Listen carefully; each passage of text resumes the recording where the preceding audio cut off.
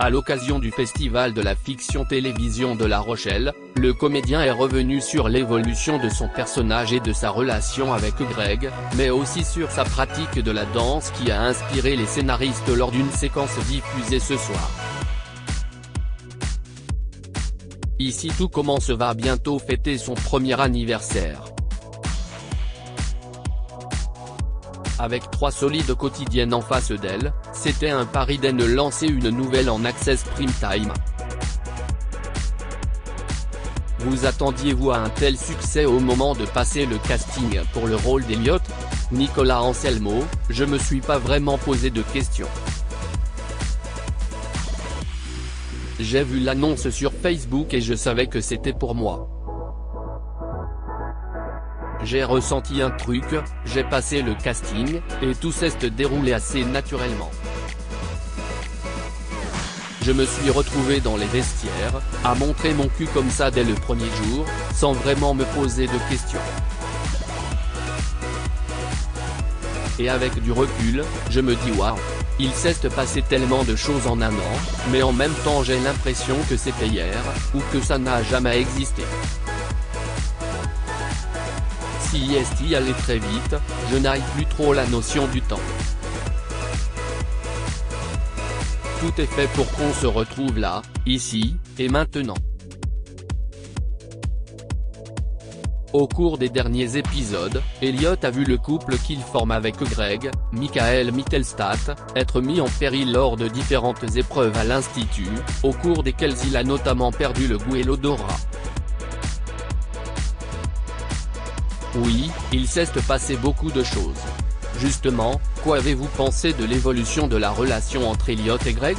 Au départ, Greg harcelait Elliot, puis il a progressivement fait son coming out homosexuel en même temps qu'il s'avouait ses sentiments pour lui.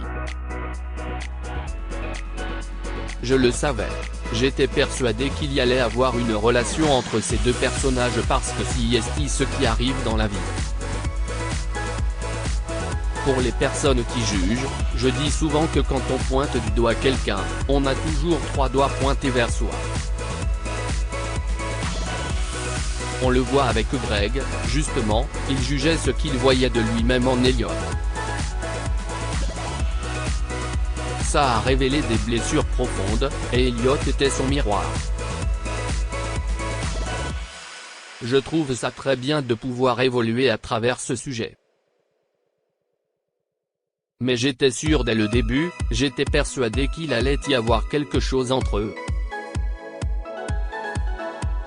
Ce genre de rapport hostile qui se mue en relation amoureuse dans les romances gays à l'écran est souvent utilisé dans les fictions, c'est notamment le cas dans la série Sex Education, avec les personnages d'Eric et Adam.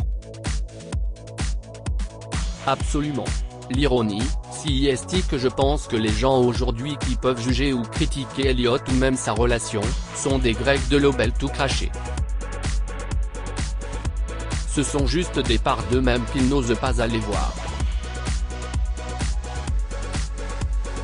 Parce que quand on est bien aligné avec soi, on s'en fout du reste. Elliot se revendique sans étiquette par rapport à son apparence, à son orientation sexuelle.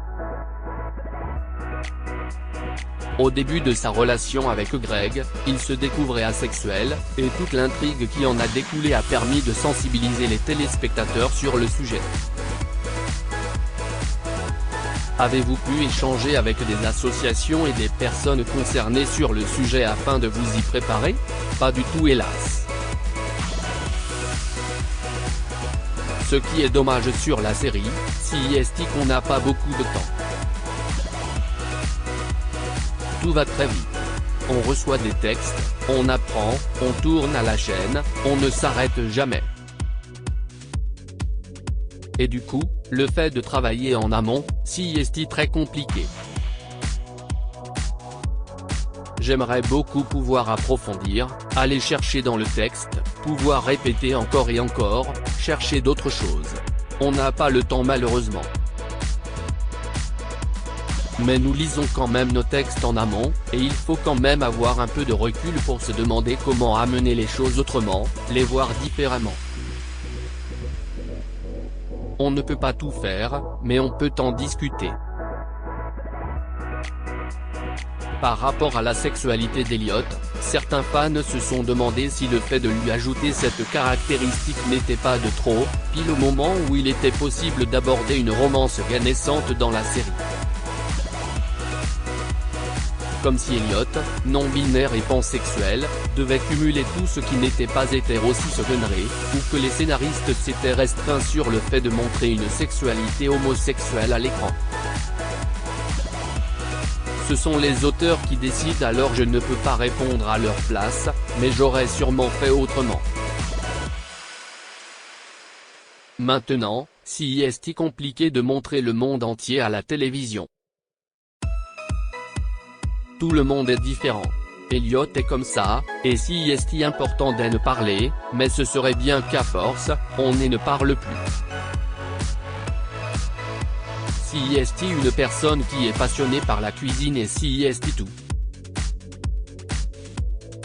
Après, par rapport au fait qu'on lui mettrait tout sur le dos, la sexualité, on en parle depuis le début dans la série, et ça veut simplement dire n'avoir aucun désir sexuel pour qui que ce soit, ça aurait pu concerner n'importe qui d'autre. Mais en soi, ça ne veut pas dire que demain Elliot ne peut pas tomber amoureux d'une fille, l'embrasser, ni ressentir des choses pour elle, ou pour une personne trans, ou qui que ce soit. Si est simplement qu'il n'y a pas de rapport sexuel. On n'est plus focalisé sur le cœur avec Elliot, il peut tomber in love de n'importe qui, trans, fille, garçon, peu importe. Il est beaucoup dans le ressenti et si est là-dessus que moi je me retrouve, le fait de ne pas rentrer dans les cases, et simplement d'aller là où on a envie d'aller. Jusqu'à présent, beaucoup d'élèves de l'Institut Armand ont vu leur famille débarquer dans la série. Elliot, quant à lui, a souvent évoqué le fait d'avoir été rejeté par la sienne et d'avoir coupé les ponts. Va-t-on en savoir plus prochainement sur cet aspect de son personnage? Il faut continuer de regarder la série alors, parce qu'il y a des choses sympas qui vont arriver. Là, on a vu Elliot dans plusieurs intrigues, on a parlé de différentes choses, mais on va bientôt rentrer dans le vif du sujet. Je ne peux pas en dire plus, mais ça va être très beau, ça va être sympa.